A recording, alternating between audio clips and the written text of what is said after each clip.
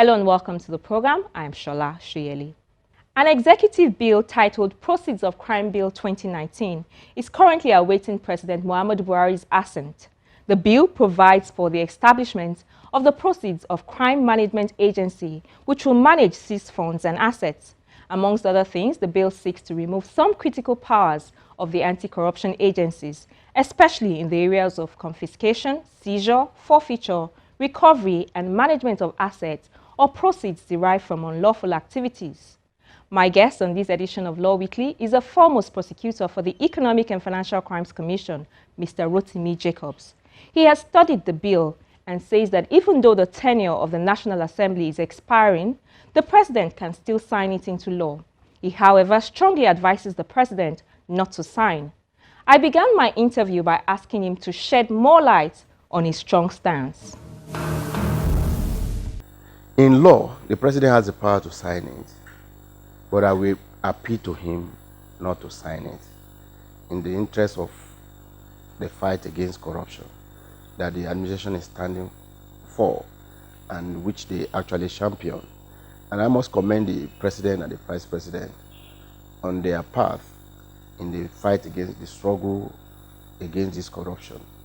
And I must say that the National Assembly, they have not been giving us the support that one would demand from them.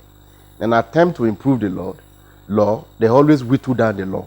So, and trying to serve other purposes. Because I look at that bill and I felt ashamed that we can pass that kind of proceed of poker in that form. Because I've been agitating for it, that let us have Proceeds of Crime Act that will take care of civil forfeiture. We have wonderful legislation on confiscation of criminal forfeiture, proceeds of crime. When it comes to crime, when it comes to after our legislation are quite adequate, but the civil aspect of it is grossly inadequate. The only attempt that was made under a law for civil confiscation is just Section 17 of the Advanced Fee Fraud Act that was passed in 2006. That was the legislation we have been using. And I remember, if I have not been the first person who also came under that act, and I praised the court to forfeit in a civil manner the $15 million that was obtained from that was used as bribe in Buhari's case. And up to Court of Appeal, we got judgment on that Section 17. And thereafter, EFCC have utilized the section. In many cases, Supreme Court has interpreted it in Patient Jonathan's case against Federal Republic of Nigeria, and in another case also, that the Supreme Court has interpreted it and said, well, the law is like this, it's good like this, and then it allows civil forfeiture. Our Constitution also allows civil forfeiture. So that is the area we need poker. The inadequacies in that civil, so that to be regulated, all the agencies. What about this proceed of crime? It's not limited to one body or agency.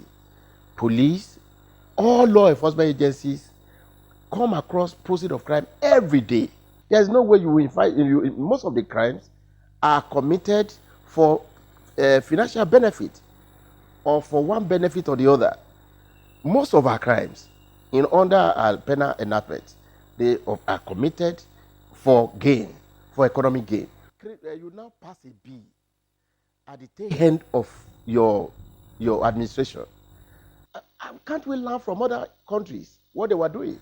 I remember in 2002 when the Proceeds of Crime Act was passed in UK, and they created a special agency, Asset Recovery Agency, to enforce that law. And they discovered that there was no synergy between that agency and other security agencies that come across proceeds of crime almost on daily basis. So the UK examined this and said no, and abolished that agency, because the best person who can enforce, who can manage, who can trace, who can manage those proceeds of crime are the agencies that are investigating the case. Now you create another agency to take over the work. You make even it becomes very ridiculous in section 11, in section 10(2). It said that when the agency come up, there is a proceed of crime, the new agency you are creating should take over the investigation, take over the proceed of crime, take over the proceedings related to it. And not only that, the moment you are aware of it, you must give that agency by section 11, you must to also notify them that I have come across proceed of crime, come and take it over. How can that work? We are departing from reasonable things that are happening in other countries. The same thing in South Africa. Their own agency, they are like body like EFCC. They are the one implementing their own proceed of crime act legislation of their own. So why are we creating an agency and create problem for ourselves? Can we implement it if we do it that way? So that can never work like that. And that is why I am surprised that they can create an agency like that. So I passionately appeal to the president, to Mr. President, not to sign that legislation too. It's not in our interest. It will run contrary to the fight against corruption. Let's talk about Section 162 of the bill, which deletes critical sections of the EFCC Act. Tell us about that. The implication of it is that the EFCC, they are, by their nature of their own mandate, they are to investigate economic crime. And most of these economic crimes are crimes that are committed through financial institutions and other bodies. They need accounts in banks to be able to properly investigate. Section 34 is the backbone of that power to do economic crime, to really go to your account, trace your money, and know how funds came into your account. Now, this law now completely deleted that section and said, no, you can no longer take account of any suspect. So it has deprived EFCC from investigating. You have taken life out of EFCC. Because economic crimes are most crimes that are perpetrated through banks and other financial institutions. So you now say they don't have that power again. So who else? How are they going to perform their function? And why do they isolate EFCC? Because it's not only EFCC that has that power. ICPC also have that power. They did not delete the power, the sections in the ICPC Act. They did not delete in the Police Act. They did not delete in other security agencies except EFCC and NDLA. You deleted those two institutions. Why? Why do you isolate them? So I don't know the basis. If you want the agency you are creating to take over, then why do you have to exclude some and then include some? So, which means if not because of an agenda, it's only in a country where I see the people that are being prosecuted will sit down at the National Assembly and be legislating for our nation and be saying this law on corruption should be deleted, and they will do so, and no reaction from anybody. There are other things that I see that are very, very absurd under that law. If you look at Section 19 of the EFCC Act 1905, it says if you get a property and that property you cannot account for it, or that your source of income is not commensurable with what is found with you, that the onus is on you to say, this additional wealth I got, this is how I get it. That is the EFCC Act. It's in ICPC Act. It's in the Money Laundering Act. Until the National Assembly in 2015 deleted it. That is how the law. And that law has been interpreted by Supreme Court and say, yes, if you have property that is beyond your income, the onus is on you. But this new law they are making, they want the president to sign. They are now putting in there that it is for the prosecution to show how you got your money. Not the accused person who got the money illegally. Yes, they now place the onus under their own section. Section 152 of their new law says it is the state that should prove your income, the source of your money, the source that money is proceed of crime.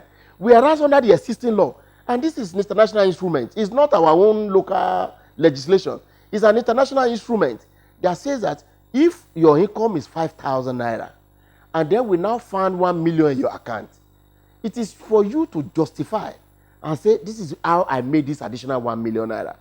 This is reasonable thing all over the world. But our own National Assembly now, they now override that one and say, no, it is for the prosecution. It is for the agency. It is for the law enforcement agency to justify your income. It's so absurd. So I appeal that the president should not affirm it. Now, another serious area that I think I need to mention is the area of all the powers to confiscate assets, proceeds of crime. You now give it to Federal High Court. Now, if you are investigating an offense, a state offense, and that property is derived through the commission of that state offense, I must still go to Federal High Court to get a confiscation order. So you now deprive State High Court from having jurisdiction, or the state court from having jurisdiction over proceeds of crime. I think this is clearly illegal. It's totally unconstitutional. The Constitution gave the power to both the federal and the state court. So they cannot on their own now through this legislation empower the Federal High Court alone and exclude the State High Court. Now, coming to the power of their own part 3 and part 4 of the legislation. You know, part 3 deals with civil forfeiture, and part 6 deals with criminal forfeiture. You know, they model up the concept of criminal forfeiture and the civil forfeiture. The civil forfeiture is a non-conviction based forfeiture. You forfeit an asset, you don't need to secure conviction to do that. If the person is running away or he left the jurisdiction and you trace his asset there, obviously we will not contest that property. Or somebody who is a civil servant is handing 100,000 naira, and you discover he has one mansion in Asokoro worth over 1 billion naira. Obviously we will not contest that kind of thing. So you can, even if that person is not around, he has left, or he ran away, or is no longer within jurisdiction, that kind of property, they will not contest it. So you come by way of civil forfeiture to get that kind of asset, that this asset is the proceed of crime. Now they model up the entire procedure and say that you must go and serve that man who ran away. Not only that, the most absurd thing in that legislation is the provision that allows you that I'm trying you for stealing government fund. You now make a provision and say you can apply your maintenance fee in the house from public money that I recover from you. Say, no, you apply for your legal fee. So the state will be funding his lawyer so that they can fight and contest the thing to the Supreme Court. So they can be paying part of the proceeds, the money that does not belong to him, that for his maintenance, for the maintenance of his children, for the maintenance of his wife, not his legitimate income. The provision that allows the accused person or the defendant to take his legal fees from this suspected proceeds of crime, can we argue that because it's still allegedly believed to be proceeds of crime, maybe that's why he can pay his legal fees, pay his dependents, feed from it, and all of that? You know, before an asset qualifies as a proceed of crime, it must not be your legitimate one earning. So that is not your. You must show that. You must show evidence that this money we find in you is not your legitimate income. So that finding is there. So how do you spend the money that does not belong to you? So that they will dissipate the entire fund before the trial concludes. And then that will further prolong trial of the corruption cases. But are you saying that in passing this bill, there was no consultation with stakeholders like the EFCC? And ICPC were not notified. There was no input from ICPC, no input from EFCC, no input from Custom, no input from all these agencies. I don't know whether the Minister of Justice has an input into it. So why, if it is an executive bill, if these agencies have contributed into the making of this bill, to the passing of this bill, it will not be in this form. I'm sure it will not be in this form. We'll keep our eyes closely on the proceeds of crime bill and certainly bring you other viewpoints on this all-important legislation.